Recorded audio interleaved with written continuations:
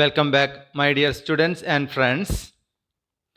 അക്കൗണ്ടൻസിയുടെയോ business സ്റ്റഡീസിൻ്റെയോ videos, notes എന്നിവ ആവശ്യമുള്ളവർ ബ്ലോഗ് സന്ദർശിക്കുക www.manojmelekandi.blogspot.com.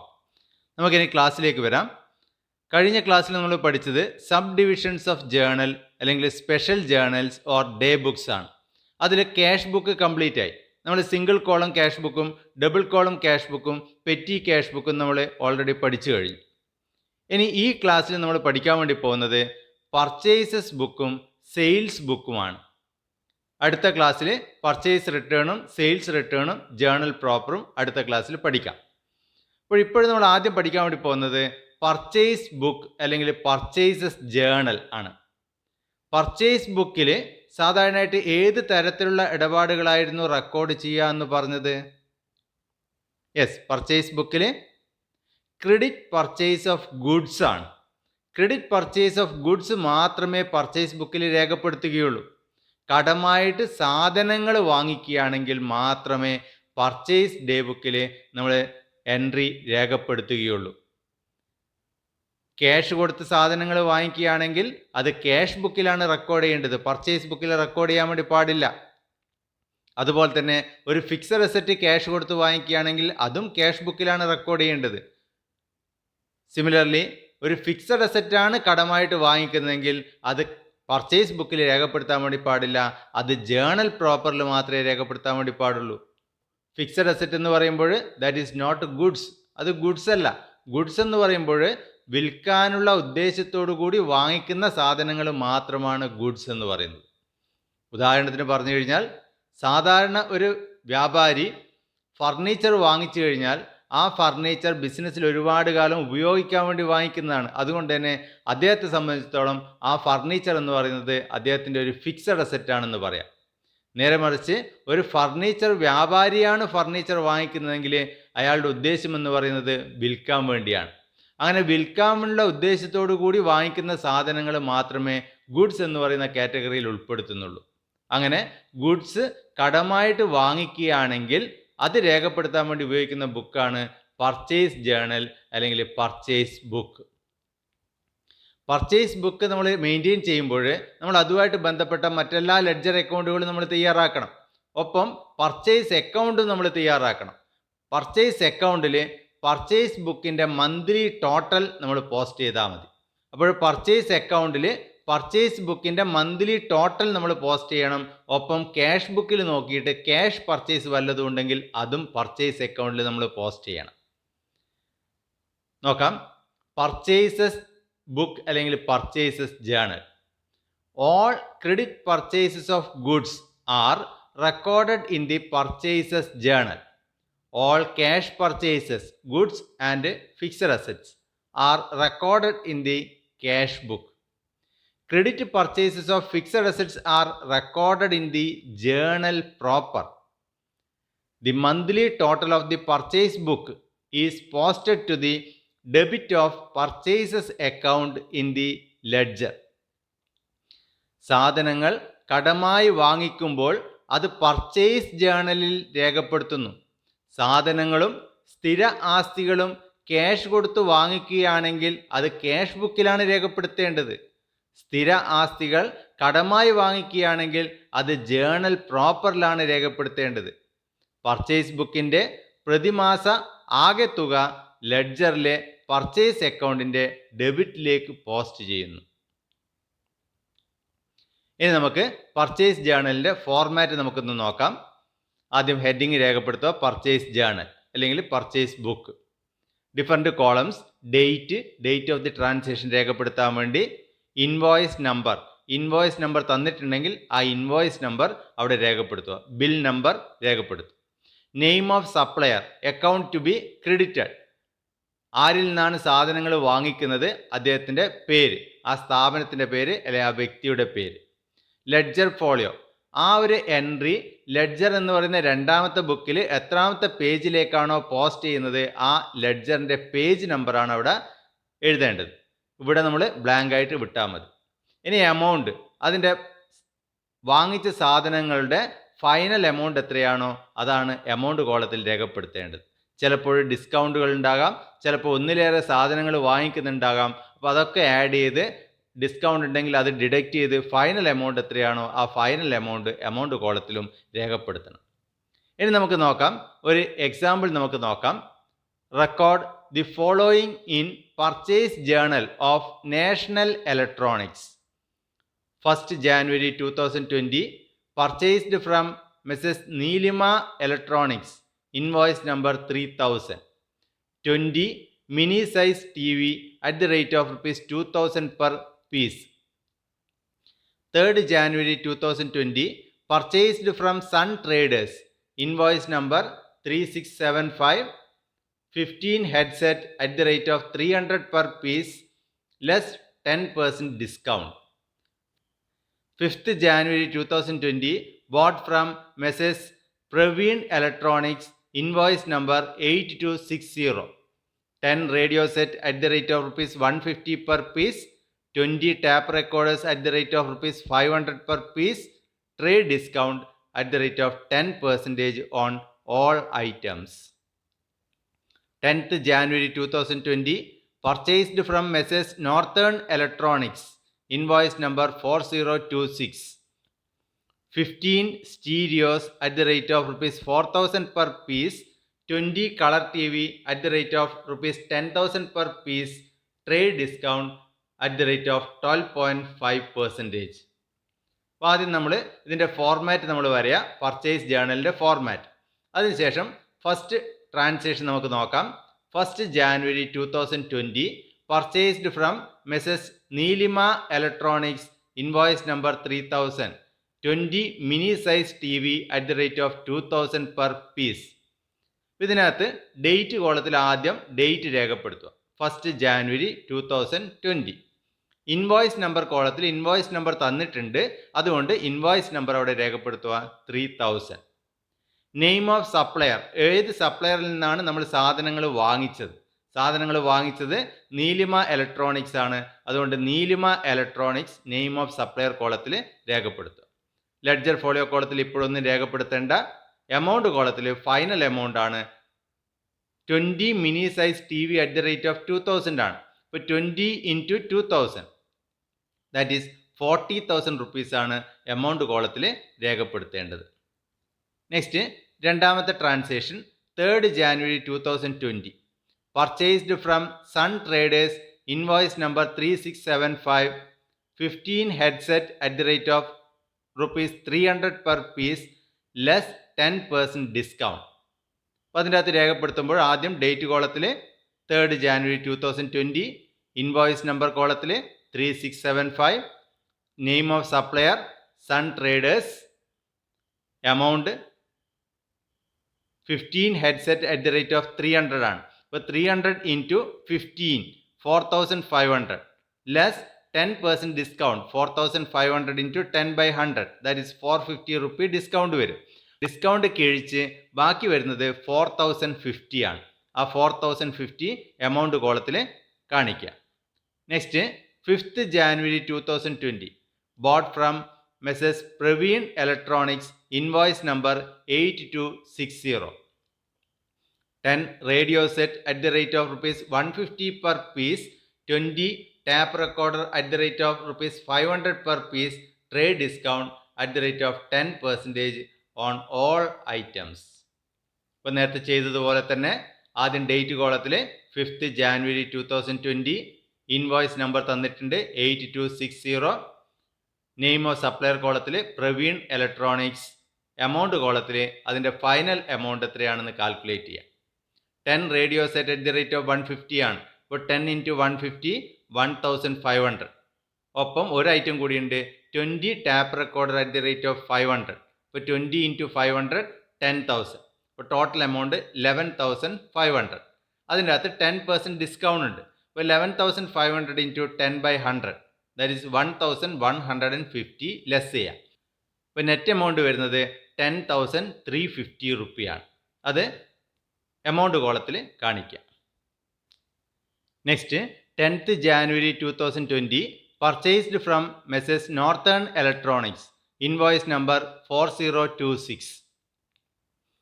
15 stereos at the rate of 4,000 per piece, 20 color TV at the rate of rupees 10,000 per piece.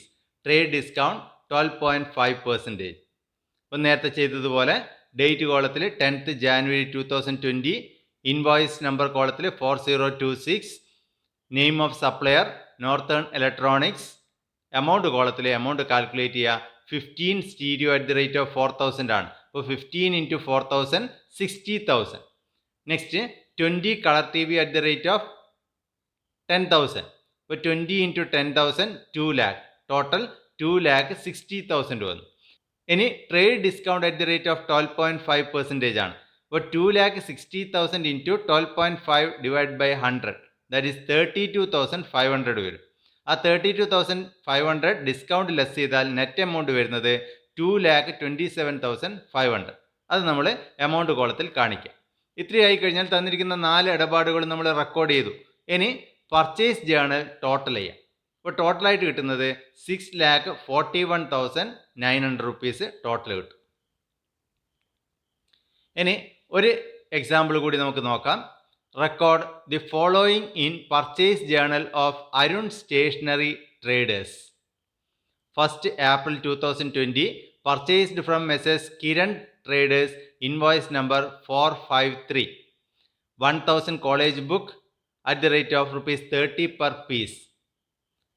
3rd April 2020, purchased from Mahesh Stationaries, invoice number 375, 10 record book at the rate of rupees 100 per piece less 10% discount.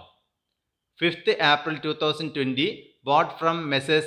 Praveen, invoice number 8361, 2 furniture set at the rate of rupees 1,000 per piece, trade discount at the rate of 10%.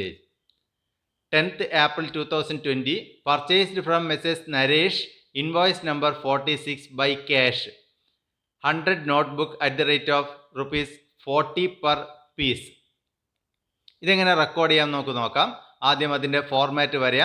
അതിനുശേഷം first transaction 1st April 2020, purchased from Messrs. Kiran Traders, invoice number 453, 1,000 college book at the rate of rupees 30 per piece. നമ്മൾ നേരത്തെ record ചെയ്തതുപോലെ നമുക്ക് easy ആയിട്ട് record ചെയ്യാം. ആദ്യം date കോളത്തിൽ 1st April 2020, invoice number കോളത്തിൽ 453, name of supplier Kiran traders, amount കോളത്തിൽ 1,000 college book at the rate of 30 ആണ്. അപ്പോൾ 1,000 into 30, 30,000.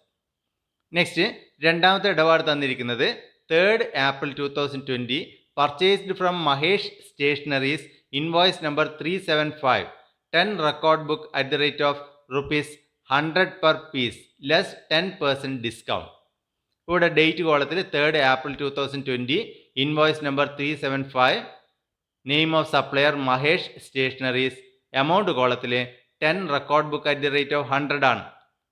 അപ്പോൾ 10 record book at the rate of 100 എന്ന് പറയുമ്പോൾ 1,000 വന്നു ലെസ് 10% ഡിസ്കൗണ്ട്. ഇപ്പോൾ 10% ഡിസ്കൗണ്ട് കഴിക്കുമ്പോൾ 900 റുപ്പീസ് വരും. 1,000ൻ്റെ 10% എന്ന് പറയുമ്പോൾ 100 റുപ്പീസ് വരും. അപ്പോൾ 900 റുപ്പീസാണ് നെറ്റ് എമൗണ്ട് ആയിട്ട് വരുന്നത്. Next 5th April 2020, bought from Messrs. Praveen, invoice number 8361, 2 furniture set at the rate of rupees 1,000 per piece, trade discount at the rate of 10%. ഇപ്പോൾ ഇവിടെ ശ്രദ്ധിക്കേണ്ടത് നമ്മൾ പർച്ചേസ് ജേണലിൽ രേഖപ്പെടുത്തുന്നത് പർച്ചേസ് ഓഫ് ഗുഡ്സ് ആണ്. ക്രെഡിറ്റ് പർച്ചേസ് ഓഫ് ഗുഡ്സ് മാത്രമേ purchase ബുക്കിൽ രേഖപ്പെടുത്താൻ വേണ്ടി പാടുള്ളൂ.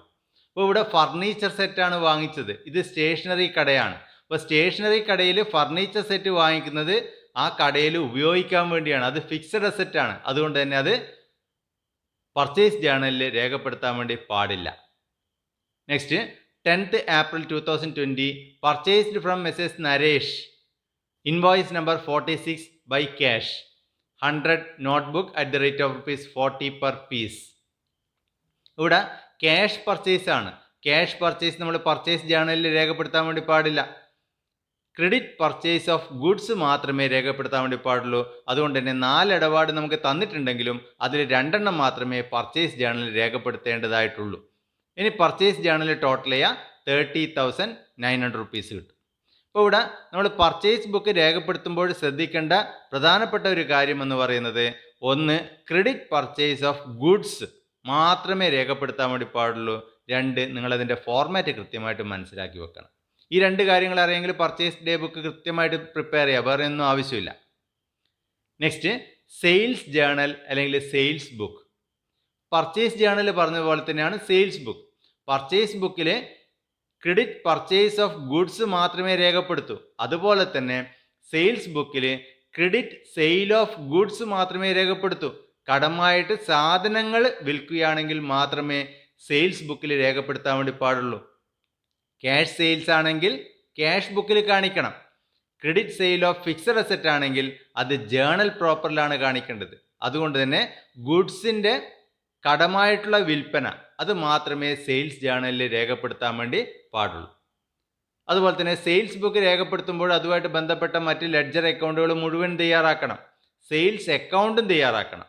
സെയിൽസ് അക്കൗണ്ടിൽ സെയിൽസ് ബുക്കിൻ്റെ മന്ത്ലി ടോട്ടൽ ക്രെഡിറ്റ് സൈഡിൽ പോസ്റ്റ് ചെയ്താൽ മാത്രം മതി. അതുപോലെ ക്യാഷ് ബുക്ക് നോക്കിയിട്ട് ക്യാഷ് സെയിൽ ഉണ്ടെങ്കിൽ അതുകൂടി സെയിൽസ് അക്കൗണ്ടിലേക്ക് പോസ്റ്റ് ചെയ്യണം. നോക്കാം, സെയിൽസ് ജേണൽ അല്ലെങ്കിൽ sales book. All credit sale of goods are recorded in the sales journal. Cash sales, goods and fixed assets R recorded in the cash book. Credit sale of fixed assets are recorded in the journal proper. The monthly total of the sales book is posted to the credit of sales account in the ledger. സാധനങ്ങൾ കടമായി വിൽക്കുമ്പോൾ അത് sales ജേണലിൽ രേഖപ്പെടുത്തുന്നു. സാധനങ്ങളും സ്ഥിര ആസ്തികളും ക്യാഷിന് വിൽക്കുകയാണെങ്കിൽ അത് cash ബുക്കിലാണ് രേഖപ്പെടുത്തേണ്ടത്. സ്ഥിര ആസ്തികൾ കടമായി വിൽക്കുകയാണെങ്കിൽ അത് ജേണൽ പ്രോപ്പറിലാണ് രേഖപ്പെടുത്തേണ്ടത്. സെയിൽസ് ബുക്കിൻ്റെ പ്രതിമാസ ആകെ തുക ലെഡ്ജറിലെ സെയിൽസ് അക്കൗണ്ടിൻ്റെ ക്രെഡിറ്റിലേക്ക് പോസ്റ്റ് ചെയ്യുന്നു. നെക്സ്റ്റ്, സെയിൽസ് ജേണലിൻ്റെ ഫോർമാറ്റ് നമുക്ക് നോക്കാം. പർച്ചേസ് ജേണലിൻ്റെ അതേ ഫോർമാറ്റാണ്. നെയിം ഓഫ് സപ്ലയർ എന്നുള്ളത് എടുക്കുക, നെയിം ഓഫ് കസ്റ്റമർ എന്ന് എഴുതണം, ബാക്കിയെല്ലാം സെയിം ആണ്. Date, invoice number, name of customer, account to be debited, ledger folio, amount. ഇത്രയാണ് ഡിഫറെൻറ്റ് കോളംസ്. ഇനി നമുക്ക് ആദ്യത്തെ എക്സാമ്പിൾ നമുക്ക് നോക്കാം. Record the following transactions in sales journal. 1st January 2020 sold 100 packet tea at the rate of rupees 50 per packet as per invoice number 230 to Gopal and Sons. 3rd January 2020 sold 50 packets of coffee at the rate of rupees 120 less 5% discount as per invoice number 231 to Harish. 5th January 2020 sold 200 packets of sugar at the rate of rupees 40 and 150 packets of tea at the rate of rupees 80 as per invoice number 232 to Reena. ഇത് നമുക്ക് sales ബുക്കിൽ എങ്ങനെയാണ് രേഖപ്പെടുത്തുക നമുക്ക് നോക്കാം. ആദ്യം അതിൻ്റെ format വരെയാ. Sales journal. First transaction 1st January 2020 sold 100 packet tea at the rate of rupees 50 as per invoice number 230 to Gopal and Sons. അപ്പോൾ ആദ്യം നമുക്ക് ഡേറ്റ് കോളത്തിൽ ഡേറ്റ് രേഖപ്പെടുത്താം. 1st January 2020.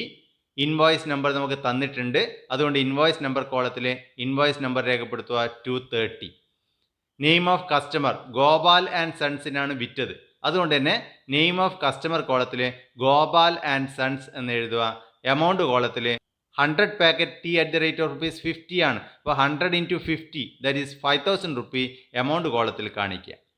നെക്സ്റ്റ്, രണ്ടാമത്തെ transaction 3rd January 2020 sold 50 packets of coffee at the rate of rupees 120 less 5% discount as per invoice number 231 to Harish. ആദ്യം date കോളത്തിൽ date രേഖപ്പെടുത്തുക 3rd January 2020. Next, invoice number നമുക്ക് തന്നിട്ടുണ്ട് 231 ആണ്. ആ 231 invoice number കോളത്തിൽ രേഖപ്പെടുത്തും. നെക്സ്റ്റ്, നെയിം ഓഫ് കസ്റ്റമർ, ആർക്കാണ് സാധനങ്ങൾ വിറ്റത്? It is sold to Harish. അപ്പോൾ ഹരീഷ് എന്ന് പറയുന്നത് നെയിം ഓഫ് കസ്റ്റമർ കോളത്തിൽ കാണിക്കുക. ഇനി എമൗണ്ട് കോളാണ്. എമൗണ്ടിൽ എത്ര വരും എന്ന് നോക്കുക. 50 packets of coffee at the rate of 120 less 5% discount.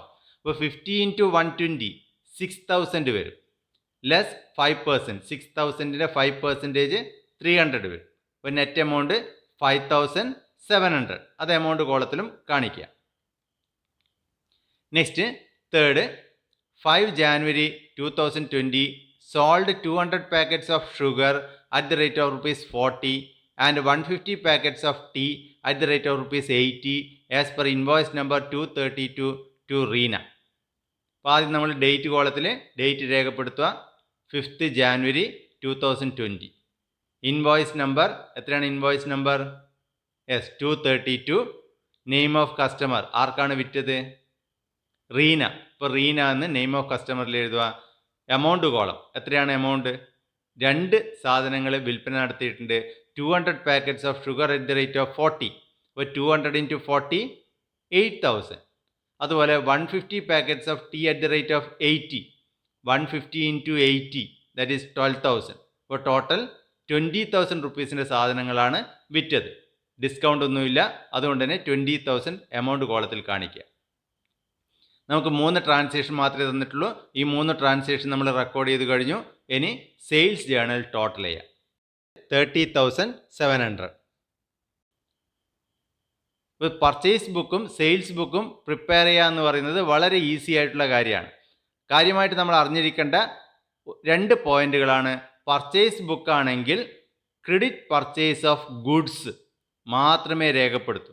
രണ്ടാമത്തെ കാര്യം, പർച്ചേസ് ജേണലിൻ്റെ ഫോർമാറ്റ് നമ്മൾ അറിഞ്ഞിരിക്കണം. അതുപോലെ തന്നെ സെയിൽസും ക്രെഡിറ്റ് സെയിൽ ഓഫ് ഗുഡ്സ് മാത്രമേ സെയിൽസ് ബുക്കിൽ രേഖപ്പെടുത്താൻ വേണ്ടി പാടുള്ളൂ. അതുപോലെ സെയിൽസ് ബുക്കിൻ്റെ ഫോർമാറ്റ് നമ്മൾ അറിഞ്ഞിരിക്കണം. ഇതോടുകൂടി ഇന്നത്തെ ക്ലാസ് ഇവിടെ അവസാനിക്കുകയാണ്. ക്ലാസ് ഇഷ്ടപ്പെട്ടെങ്കിൽ ചാനൽ സബ്സ്ക്രൈബ് ചെയ്യുക, ഷെയർ ചെയ്യുക, അതുപോലെ തന്നെ ലൈക്ക് ചെയ്യുക. നെക്സ്റ്റ് ക്ലാസ്സിൽ കാണുന്നത് വരെ എല്ലാവർക്കും നന്ദി, നമസ്കാരം.